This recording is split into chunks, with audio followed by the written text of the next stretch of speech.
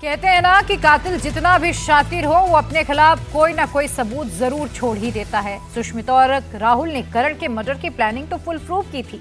कोई सोच भी नहीं सकता था कि करण की मौत हादसा नहीं बल्कि हत्या है। लेकिन अपने गुनाहों को छुपाने के चक्कर में सुष्मिता और राहुल ने एक ऐसी चूक कर दी जिसने उन्हें सलाखों के पीछे पहुंचा दिया। सुष्मिता और राहुल ने अस्पताल में करण के पोस्टमार्टम को रोकने की कोशिश की। परिवार पर जोर दिया कि उसका पोस्टमार्टम कराने की जरूरत नहीं है और यहीं से परिवार के शक की जो सुई है वो राहुल और सुष्मिता की तरफ घूम गई। पहले देवर के साथ मिलकर पति को मारा, फिर करण के शव के पोस्टमार्टम में अड़ंगा लगाया। कातिल पत्नी ने बचने के लिए हर पैतरा आजमाया। सुष्मिता ने पति करण की हत्या को हादसा दिखाने की फुल प्रूफ प्लानिंग की थी। किसी शातिर क्रिमिनल की तरह देवर राहुल के साथ मिलकर उसने इस मामले को छुपाने का पूरा बंदोबस्त कर लिया था। सुष्मिता ने पहले स्लीपिंग पिल देकर करण को सुलाने की कोशिश की। जब करण नहीं सोया तो फिर उसने आधी रात को चुपके से देवर राहुल को घर में बुलाया और उसके बाद राहुल और सुष्मिता ने मिलकर करण को इलेक्ट्रिक शॉक दिया जिससे उसकी मौत हो गई। 13 जुलाई को प्लान के मुताबिक सुष्मिता ने परिवार के सामने हत्या को हादसा बताया और परिवार ने भी उसका यकीन कर लिया था। 3 दिन तक परिवार को कुछ भी नहीं पता था। बहू ने जो थ्योरी बताई उन्हें उस पर यकीन हो गया था, लेकिन दोनों की एक गलती ने उनके राज का पर्दाफाश कर दिया। सुष्मिता देखो, तुमने कबूल कर लिया सब कुछ, अब मान लो। अब कार्रवाई उसके ऊपर होगी, राहुल के ऊपर होगी। सुष्मिता और राहुल नहीं चाहते थे कि करण का पोस्टमार्टम हो। दोनों करण का पोस्टमार्टम कराने से बच रहे थे। यहीं पर परिवार को शक होना शुरू हुआ। आखिर सुष्मिता और राहुल क्यों पोस्टमार्टम नहीं कराने पर इस कदर जोर दे रहे हैं? डॉक्टर कह रहे थे पोस्टमार्टम जरूरी है कि ये निशान किस चीज़ का है। भाभी बता रही थी रात भर वो फ़ोन चला रहा है, शायद एक्सटेंशन का करंट लग गया होगा, क्योंकि मेरे से टाइम पूछ रहे। मेरे को टाइम पता नहीं, भाभी कह रही मैं रात को सो गई थी। रात भर उसने क्या करा है क्या नहीं करा पता नहीं। ठीक है, चलो वो तो लंबी बात हो जाएगी, शॉर्ट में बात करते हैं। दीनदयाल बॉडी चली गई, संडे को पोस्टमार्टम होता नहीं। अगला दिन पुलिस स्टेशन गए, जो भी उन्होंने साइन कर, जो भी हमने उस समय हमने बताया, उन्होंने सिग्नेचर लिए। भाभी यहाँ से सिग्नेचर करने गई, हम बॉडी लेकर आए, दाह संस्कार करा, चैट हाथ लग गई। ये शक यकीन में तब बदला जब करण के सगे भाई कुणाल के हाथ राहुल का मोबाइल लगा। राहुल के मोबाइल में करण के भाई कुणाल ने जो देखा उस पर उसे खुद भी यकीन नहीं हुआ। कुणाल ने करण की मौत से ठीक पहले हुई राहुल और अनुष्का की इंस्टाग्राम चैट पढ़ डाली। इस चैट में दोनों के रिश्ते का पूरा सच था। दोनों ने कैसे करण को रास्ते से हटाने की प्लानिंग की, मर्डर से ठीक पहले कैसे करण को नींद की दवाई दी गई, फिर कैसे उसे इलेक्ट्रिक शॉक देने पर बात बनी। सब कुछ इंस्टाग्राम चैट पर लिखा था। ठीक है, मेरे भाई का फोन आया। कौन भाई आप? राहुल। कौन है राहुल? कौन है? चाचा का लड़का, हरीश जी का। हाँ, फ़ोन आया। मैंने कहा चलो फ़ोन मेरे भाई का ही है, मैं फ़ोन करता हूँ। इतनी फ़ोन ऑन था मेरा पे आगे, फ़ोन लॉक खुला हुआ था, तो इंस्टा की चैट दिख गई। चैट क्या दिखा आपको इंस्टा की? दिखा, स्लीपिंग पिल दही में दी है, खाने में दी है।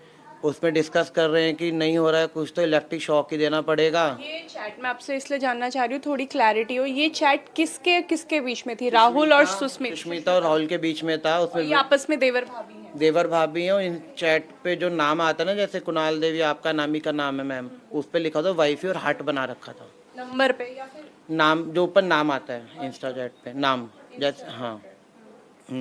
और उस पे कॉलिंग या वीडियो कॉल जो भी थी, और वो भाभी बोले तुम आ जाओ।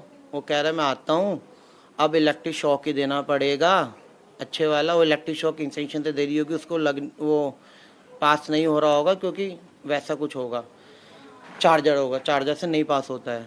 तो वो कह रहा है आपको इलेक्ट्रिक शॉक ही देना पड़ेगा, मैं आता हूँ, चुपचाप ना आप नीचे का गेट खोल देना, या गेट नहीं खोलोगे उसके बाद नीचे की चाबी भी दी। ठीक है, तो वो गया ऊपर इलेक्ट्रिक शॉक देने, दोनों ने दिए। और हाथ यूं का यूं था, हाथ में भी निशान था, टेप यहाँ तार चिपकाई, यहाँ तार चिपकाई, बोर्ड में डाल दी, और करंट पूरी बॉडी में पास करते रहे और घंटों तक करते रहे। ये चैट में था, आपने पूरा पढ़ा और आपने इसकी रिकॉर्ड इलेक्ट्रिक शॉक का डिस्कशन हुआ है, स्लीपिंग पिल्स का 15 की 15 गोलियां भी दी हैं।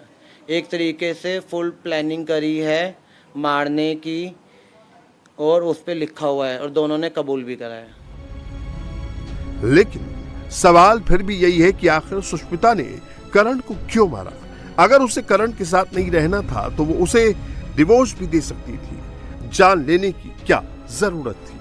देवर भाभी का रिश्ता बहुत नॉर्मल होता है, हंसी मजाक भी होता है, बहुत चीज़ें होती है, कभी कभार लाना ले जाना भी होता है। रिश्ते हैं, रिश्ते ऐसे ही चलते हैं। पीठ पीछे आपके फ़ोन में क्या हो रहा है मैं फ़ोन थोड़ा ना देखने जाऊँगा, और मैं बार बार वहाँ थोड़ा ना जाऊँगा। पीठ पीछे कौन जा रहा है? रात उसका काम था डेली रात को 11 बजे निकलना। किसका? आप किसकी? राहुल का 3 बजे वापस आना। मेरे भाई की नाइट शिफ्ट थी, जॉब जब वो करता था, कभी कभार घर से करता था, लेकिन एक तरह वो ऑफिस जाता था। वही आशिकी का मामला है, उसको पता था 4 बजे मेरा भाई घर आ जाता था, इसलिए 3 बजे निकल वो जाता था वहाँ से। माँ बाप को पता था, उन्होंने कभी पूछा भी नहीं कि तू रात को निकल क्यों रहा है, करने क्या जाता है। फिलहाल देवर राहुल और भाभी सुष्मिता दोनों पुलिस की गिरफ्त में हैं। पुलिस अब एक एक सबूत को जुटा रही है। जो चैट कुणाल ने राहुल के मोबाइल से पकड़ी थी, पुलिस ने उसे भी सबूत के तौर पर रख लिया है।